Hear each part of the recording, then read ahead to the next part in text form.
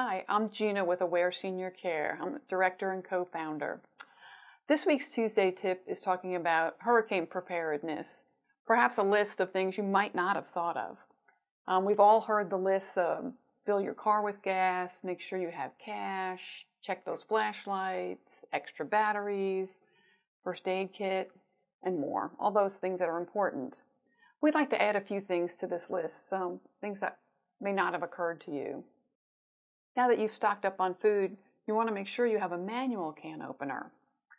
Think about freezing refrigerated foods. You can also freeze your milk.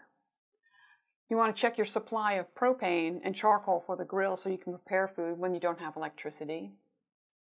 Do your laundry, including your sheets and towels, to have everything clean and washed before the storm hits. You want to keep all your dishes washed and then use paper plates once you have no electricity. Consider making your own bags of ice. Empty your freezer now into plastic bags. You can also put water in plastic containers into the freezer, forming blocks of ice which you can use in coolers or place in your refrigerator. Please empty all your indoor trash cans, and especially if you have a litter box if you have a cat.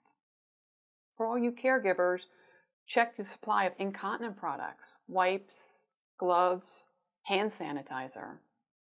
If you have someone using a hospital bed, make sure you know how to adjust the bed position if the power goes out. Call now for instructions if you don't know.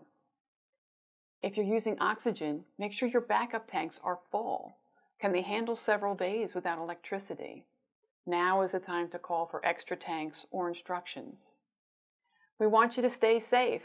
Here at Aware Senior Care, we are currently working with our caregiver schedules to make sure no one is on the road during the worst part of the storm that's going to hit. We thank our clients and families for working with us. So as a team, we make sure the clients get the assistance that they need. Thanks for listening, and we'll see you next week.